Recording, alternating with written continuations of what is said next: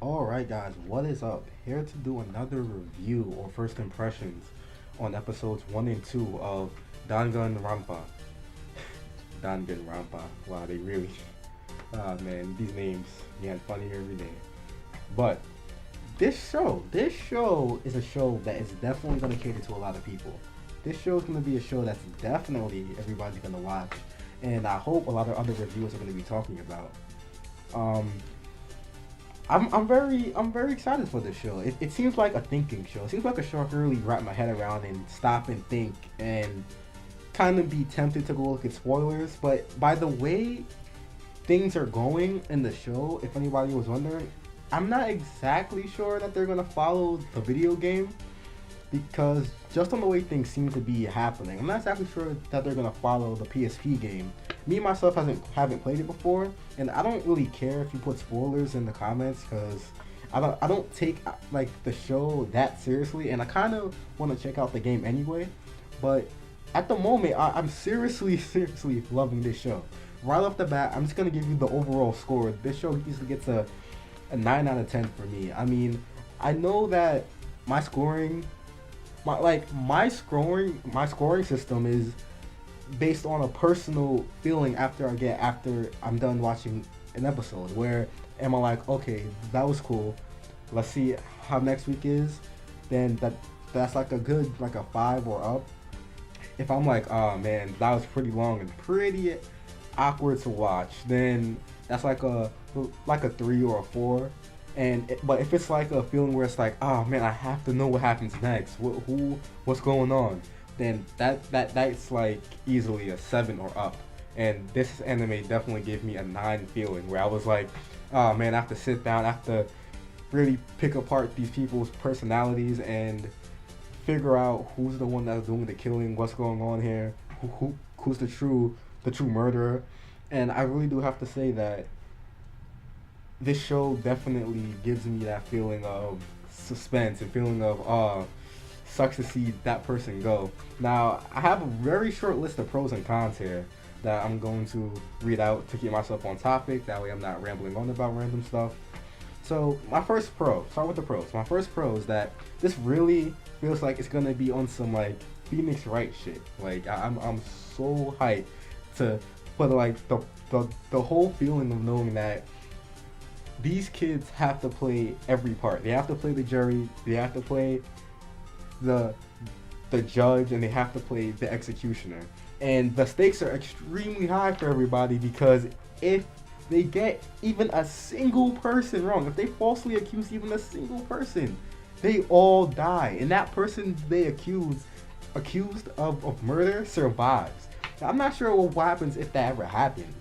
Does the person who gets falsely accused and everybody else gets executed, does that person get set free, or does that person just survive until the next group of freshmen come in? I'm wondering. Um, Another con, which is something that I also put because it reminds me of another show, is it kind of reminds me of the anime Mirai. Reminds me of that, where you kind of have to not only watch out for yourself, but you also have to watch out for like people you care about, your friends, and everything matters. Every second a person is late to breakfast, every time somebody is wandering on wandering off somewhere, anytime anybody like leaves their room to use the bathroom, you have to note it down. You have to always be aware of what everybody's doing while also being aware of your own safety. And that also makes this show crazy. It gives me a feeling of where I'm kind of watching everything from a third person view, and it's kind of like like I should already have a feeling of who's doing the killing here. But the voice actors and the characters that are in the show actually give very good performances where you can't really pinpoint who's the one doing all this or who's the one killing themselves. I'm gonna name off the bat some of my favorite characters straight out from the first episode. One of my favorite characters is, of course, the one that seems to already have a history in like detective and maybe lawyers or something like that. Kyoko Kirigiri. This girl is extremely level-headed. for whatever reason, she just seems so level-headed, as if she's kind of already starting to pick apart the pieces. And I get the feeling that she's gonna die pretty abruptly, and I don't know why. But I feel like she's gonna die just because she has so much knowledge and what seems to be so much experience in like these kinds of situations. Now, another person that I really like, and I don't know why, because this person doesn't seem to give off much of a real kind of like intelligence or anything above anything type of feeling.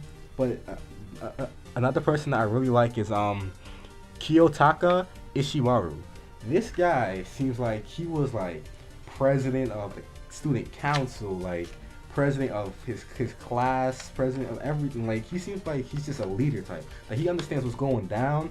That no, not that he understands that he can bring everybody together whenever things seem to get out of control. But he himself seems unstable and that he's not used to this kind of situation. So it's really gonna be cool to see how he plays out, in that can he really show that he can not only be a leader, but he can also be intelligent and powerful as like a force in this group of people who basically either kill or be killed, pretty much.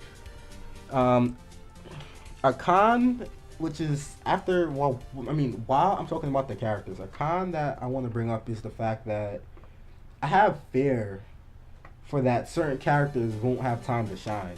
Because by the way it seems like they're doing the deaths, it seems like the deaths of any character are going to be just ways to progress the anime and make it so other specific characters shine brighter than everybody else, which is the vibe I'm getting here. Because the main character, Makoto Nagi, the main character seems to be like some kind of guy where it's just he's just like a klutz, a mess up. He has no really point to be here, and I don't like these kind of main characters. I don't like these kind of main characters that are like clueless and very like, why are you here type of main characters. He doesn't give off an impression that I want him to survive, that I feel as if he should be the one to win.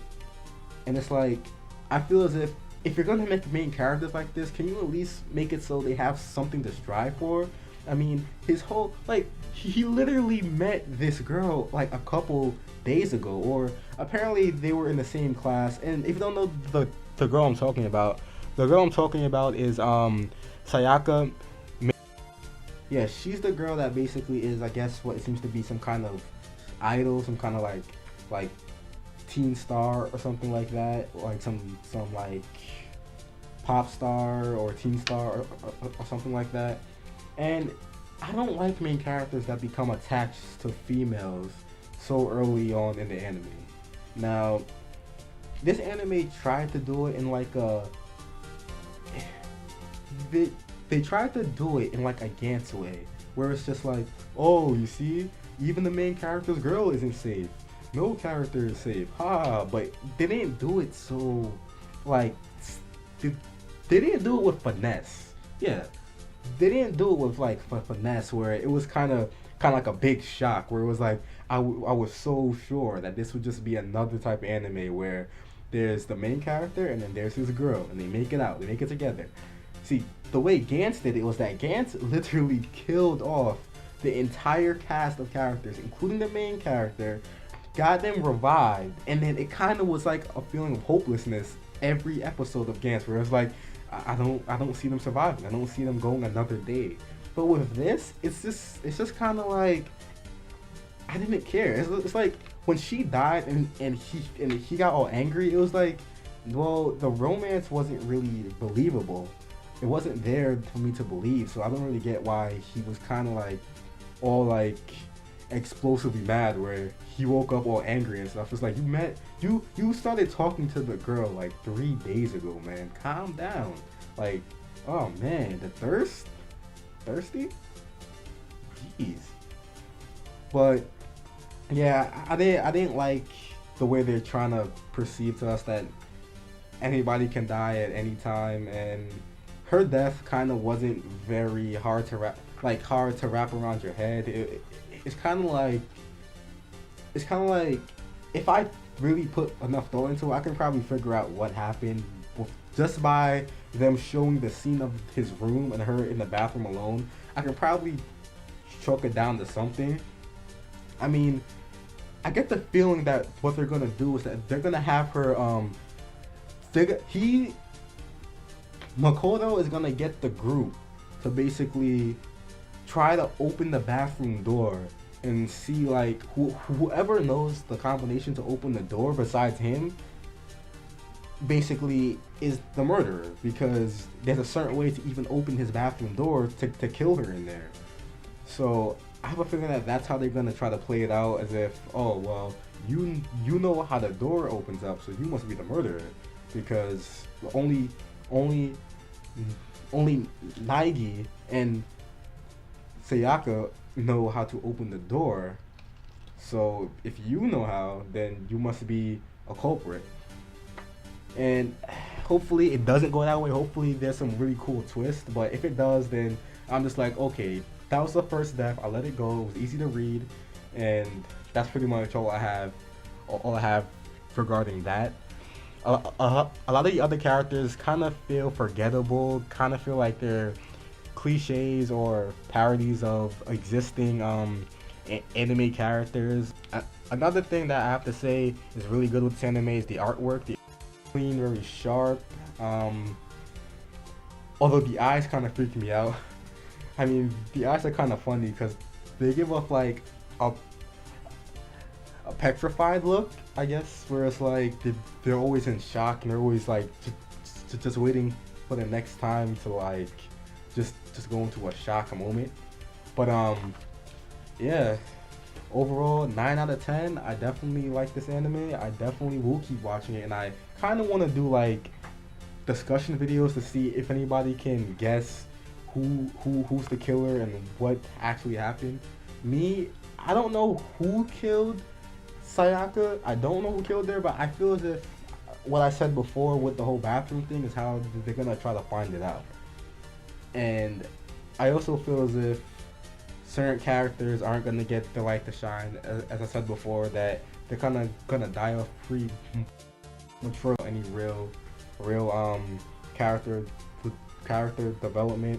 And I also, to end this off, I also want to know if in the first episode, when they watched all those videos of their families or friends or whatever being abducted, I really want to know if like if somebody was to go back in the AV room and then rewatch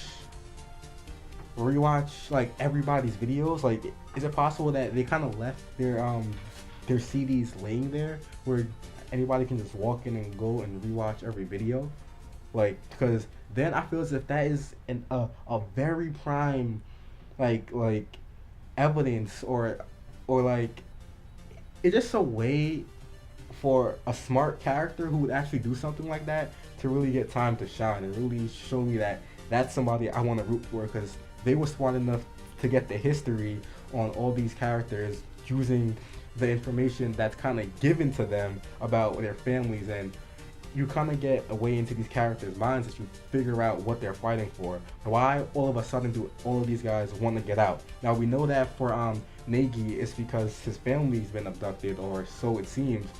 But I really want to know if anybody's gonna go back in the AV room, in the AV room, and watch everybody else's video to see what makes them tick and what they care about, and either use that to their advantage for murder or use it to their advantage to find out who's the murderer.